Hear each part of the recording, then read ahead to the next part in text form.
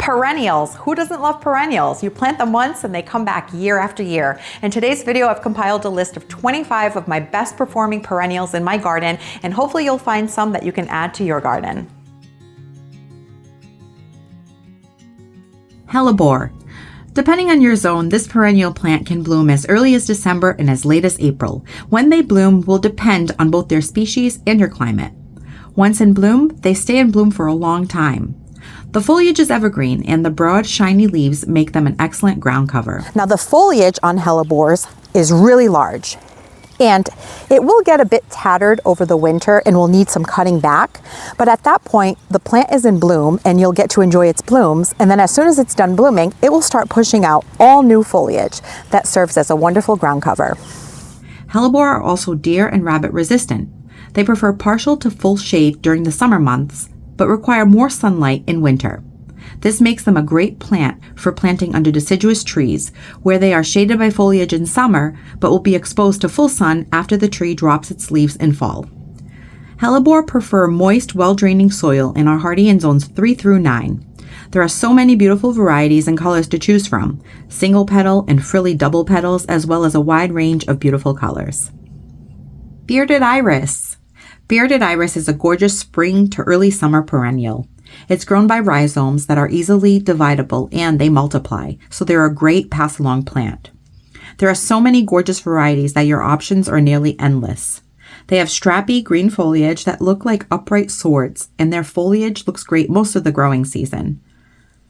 They will bloom best in full sun, getting 6+ hours of sun a day. Also, be sure not to plant your rhizomes too deep, which could be a reason to cause the plant to not bloom as well. There are even reblooming varieties of bearded iris that will bloom in early spring and will repeat bloom again 6 to 8 weeks later. Whether you have a cottage-style garden or a formal-style garden, this stately plant fits right in. I have several varieties of iris growing in my garden, and I just love them. Iris prefer loose, well-draining soil and are hardy in zones 3 through 9. Dicentra, or bleeding hearts, another really beautiful spring blooming perennial that has heart-shaped blooms, hence the name bleeding heart. They come in beautiful shades of pink, red, and even white, and you can find some with green foliage as well as a beautiful golden foliage. They prefer a part sun location in a woodland setting, which is where they naturally grow. They also like a moist but well-draining soil and are hardy in zones 3 through 9. Salvia. It's important to note that there are annual salvia varieties as well as perennial types. The annual types will bloom the entire season and then die off at your first frost and not return. The perennial type will bloom for a few weeks in the season and rebloom with a second flush if deadheaded, and then be done, but will return year after year. Salvia is a gorgeous upright spike bloom plant that blooms in early spring and is a perfect companion to roses. The variety I grow is called May Night, and it is perennial. It has a very deep purple color. The pollinators absolutely love this plant, and the deer and rabbits stay away from it. Salvia grows quickly and is easy to divide. Prefers a moist, well-draining soil, but is also pretty drought tolerant once it's established. It blooms best and stays most upright in full sun. Salvia is hardy in many zones depending on the variety that you're growing and whether it's perennial versus annual. Nepeta, or catmint. Just as the name suggests, it's part of the mint family. It is a wonderful and fragrant perennial that pollinators also adore. Pests such as deer and rabbit stay away from it, and it blooms for a really long time.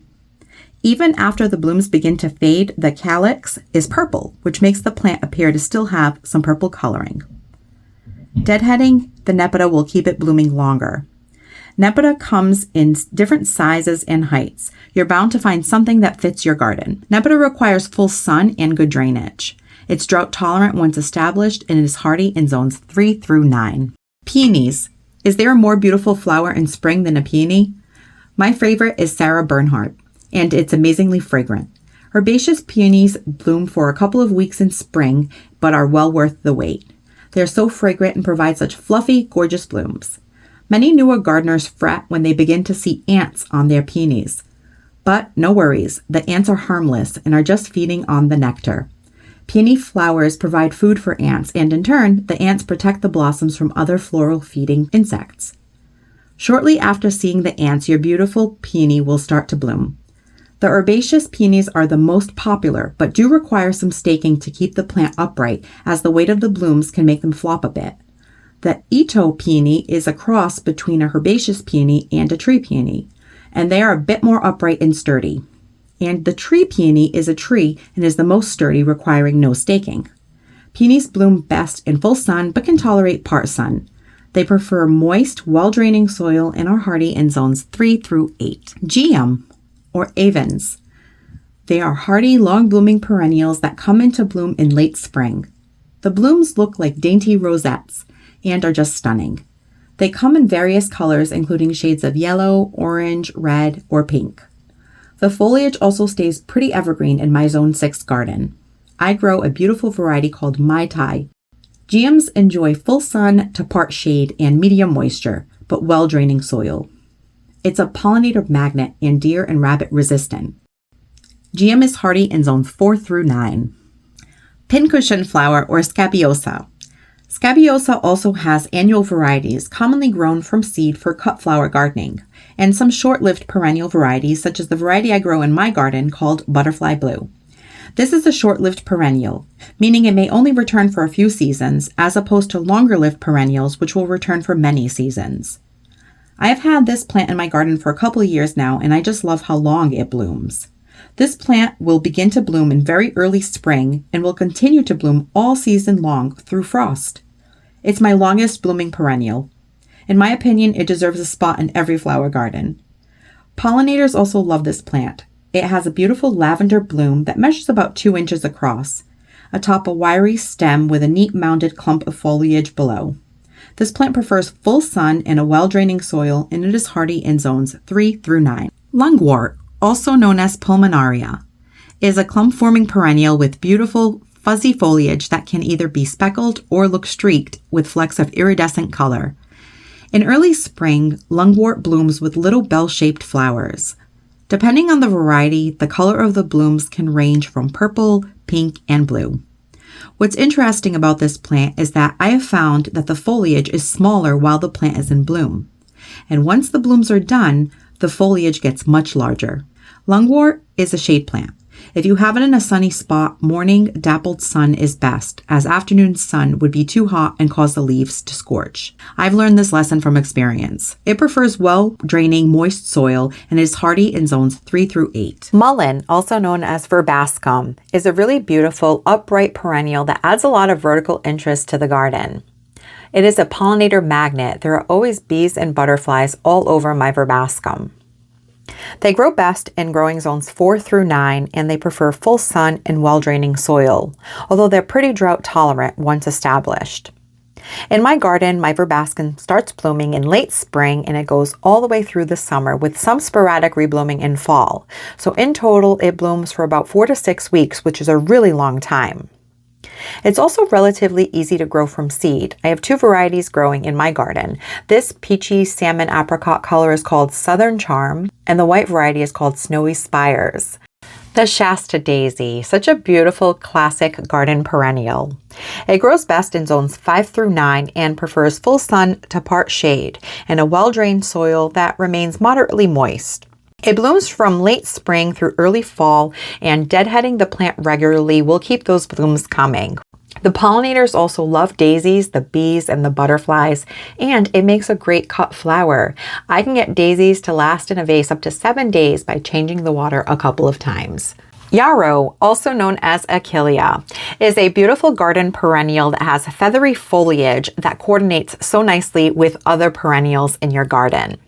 It grows best in zones 3 through 9 and likes full sun and a well-draining soil, so they're also pretty drought tolerant once they're established. The pollinators also love yarrow, and they bloom for a really long time, from late spring through summer. The blooms are even beautiful as they start to fade when they start changing colors, so they offer a lot of interest in the garden. And my favorite garden perennial, the coneflower, also known as echinacea. This is such a gorgeous garden perennial, and I have several varieties and I just can't get enough of them. I find them to be deer resistant, but sometimes the bunnies will munch on the lower buds, so I do have to spray repellent to protect them. I have several varieties growing in several colors, and they are just a beautiful pollinator attracting plant that lasts for a really long time. This is one that will start blooming for me in my zone 6B 7A garden in July, and it will bloom all the way through September. And I keep getting sporadic reblooming out of the plant. It's even beautiful if you leave up the seed heads over winter to provide food for the birds. They love to snack on the seeds. Coneflowers are hardy in growing zones 3 through 9, and they prefer full sun in a dry to medium soil. They're really drought tolerant once established, and they bloom from midsummer through fall, lasting several weeks with deadheading. Nepeta, or red hot poker. This is a perennial that I've had in my garden for about 3 years now, and I love it a bit more each year. It has a really interesting bloom atop a really tall stem, and it comes in different colors. Typically, you'll find them in hot colors like reds, oranges, and yellows, hence the name red hot poker. But I was able to find this beautiful variety that has a chartreuse limey green with a bit of a ivory at the bottom. They have sort of a gradient or ombre effect, and this one is called Lady Luck, and I absolutely love it. Even when it's not in bloom, this perennial is really interesting because it looks like an ornamental grass at the base. So it still provides a lot of visual interest in perennial borders. The hummingbirds absolutely love their tubular flowers, and Nepeta grows best in zones 5 through 9.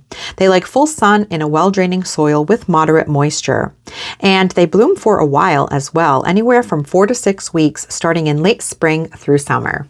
Astilbe, a beautiful shade to part shade plant that gets these gorgeous sprays of plume type blooms atop ferny foliage.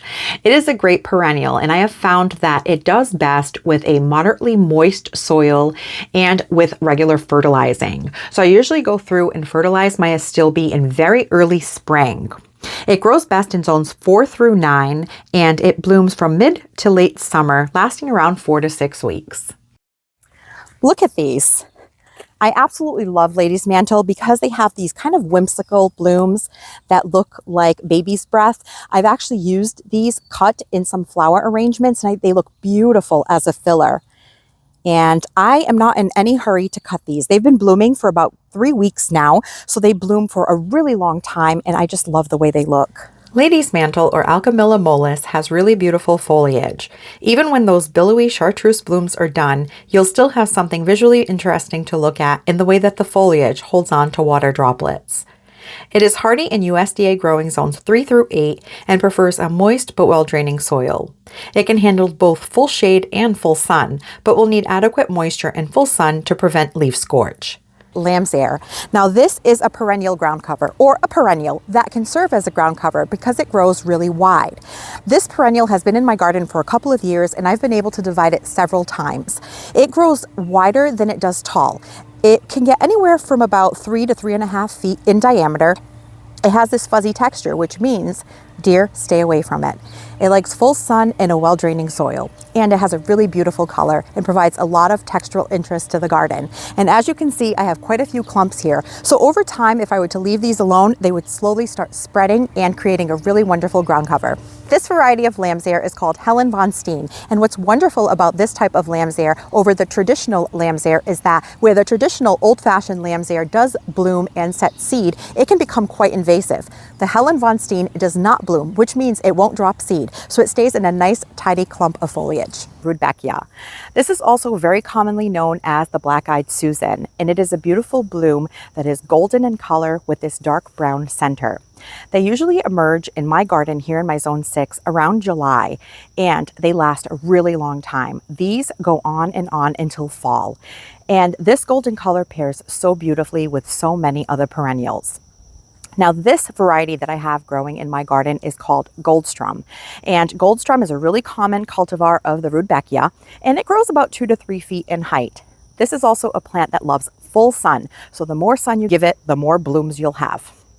It likes a well-draining soil, but it's not particularly fussy. I've had it growing here, and it just self-seeds readily and pops up everywhere. So if you want a plant that you'll be able to divide around the garden, Rudbeckia is a great option. Now, when we talk about full sun, that usually means that the plant is getting at least 6 hours of sun per day. This is one that you can divide and you can plug in different places in the garden, so it's a plant that just keeps on giving. And it is hardy in USDA growing zones 3 through 9. And right beside it, we have another plant that I feel every garden should have, and it is agastache. And you can see how beautifully this Blue Fortune agastache with this light purple, kind of bluish color looks with this Rudbeckia in this golden yellow color. Now, agastache is a pollinator magnet, and just like the Rudbeckia, it is also deer resistant. Deer and rabbit do not touch either the agastache or the Rudbeckia.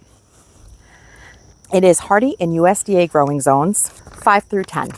Now, this plant here likes a well-draining soil. It will not tolerate clay or heavy soils that stay saturated in moisture, which makes it a great water-wise plant. So if you have an area that you don't get a lot of water, agastache is a great option.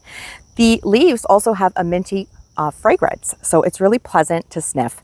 And the pollinators love this plant. I have bees on my agastache all day long. This variety, the Blue Fortune, gets to be about 3 feet in height and about 2 to 3 feet in diameter. And it is sterile, so it doesn't drop seed. It will just continue to grow from the roots as a clump. So really love agastache.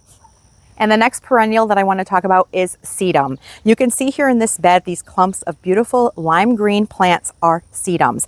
The variety that I have is called Neon, and currently it is just putting on its buds, and this will have a beautiful pink color in just a few short weeks.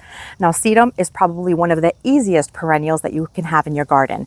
Not only are they easy to divide, but they are so drought tolerant. They don't need barely any water, and they need full sun. If you plant these in your garden and you give them too much water or too much fertilizer, they will start to flop in the center. So these are basically one of those plants that you just plant and leave them alone, and they do their thing and look beautiful. There are so many varieties of Sedum. The variety I have here is called Neon, but a really popular variety that I also have in my garden is called the Autumn Joy Sedum. There's also Matrona, which has really dark foliage, and they come in different heights. There are shorter Sedums and taller Sedums, but whatever variety you choose, Sedum is a great perennial addition for any garden. Not only are Sedums super easy to grow, they're also really hardy. They're hardy down to a zone 3, so they can take extreme cold as well as extreme heat. Joe pieweed, another perennial that is a pollinator magnet, specifically the swallowtail butterflies. The variety that I have here planted in my garden is the Little Joe, and the Little Joe is hardy in zones 3 through 9. And in terms of size, I am 5'4", and this plant is already about my height. It is listed to get anywhere from 3 to 5 feet in height and 2 to 3 feet in width. It is basically disease resistant, and you can see that this would make a great tall perennial for either the back of a border or in the center of some beds that you can see on both sides. So if you have like an island bed, this is a great center of the bed plant. Now, this has a beautiful kind of pink, purple, almost a mauve look to the flower, and it is really beautiful. It also blooms for a really long time. We are now in the peak of summer, and this just started blooming about a week ago, and it will go until the fall. You can deadhead it to keep the blooms coming, but this is a great perennial to add to any garden. Joe pieweed likes a moist but well-draining soil. This bed here is pretty moist, and this plant has done really well for me. It is also native, so if you are interested in adding more native perennials to your garden, Joe pieweed would be a good option. And perennial alliums. Now, these beautiful alliums are a great option for any garden because they pair so beautifully with all other perennials. They have this beautiful globe-shaped bloom, which is really unique. It looks like a little ball. And what's great about these is they're part of the onion family, which means that they put off a little bit of a fragrance, which deters rabbits and deer from eating on them. So they're deer and rabbit resistant, pest resistant. I have never had any issues growing these in my garden. The Millennium allium is hardy in zones 5 through 9, and it loves full sun. I don't find it to be fussy about soils. The soil in this bed is pretty moist, but I also have another variety called Lavender Bubbles growing in another bed that leans pretty dry, and it does equally well. The plant is also a pollinator magnet. It is still early, so the bees are not active, but at any given time, there are probably dozens of bees swarming around this plant. So I find it a really great, easy, low maintenance perennial to grow in the garden. And another really beautiful late season bloomer, anemones. Now I planted these just last season, so this is only year 2 for them in my garden. The variety is Whirlwind, which is a roughly white variety, and this clump has gotten quite large. I have one here, and I have another right there that's just getting ready to bloom. And I find that anemones do like soil with a little bit of moisture, which this bed has. So it has been really happy and grown really well in this spot. But such a treat to have such beautiful blooms this late in the season. And another anemone that's looking gorgeous in the garden at the moment is this variety here by Proven Winners. It's called the Fall in Love Sweetly Japanese Anemone. And it's a pretty ruffled pink variety that is absolutely gorgeous. Now this year it is blooming a lot better than it did for me last year. I think it's because we've gotten more rain, but for whatever reason it is very happy, which makes me happy because it's really pretty and offering a lot of late season color. This is my anemones, and they look absolutely gorgeous, kind of floating above the foliage. These are the Rudbeckia, and they are light pink with a darker color pink on the back of the petal. Really pretty. Lamium, also known as dead nettle, and there's actually a small example of that right here, and I have 3 varieties of lamium or dead nettle. This one here is called Golden, and you can see that it's currently blooming with these small pink purple blooms. So here is another clump of that gold lamium or dead nettle, and it's blended with some of the burgundy glow ajuga. And down this way, I have the first dead nettle that I ever got in my garden, which was a division from a friend. I have my 3rd variety of dead nettle, or lamium, and this one is called Purple Dragon. You have Maverick behind you. Oh, Maverick is visiting, the neighborhood cat. He likes to check out my ground covers as well. But this one here has a really beautiful, this one might be, besides the gold, this one has a really beautiful foliage. It has a large silvery foliage. Look at that. And this one is also in bloom, and it will sporadically bloom throughout the season. Now, ground covers that bloom, even when they're not in bloom, they are still really beautiful because they offer a lot of interest with just their beautiful foliage color.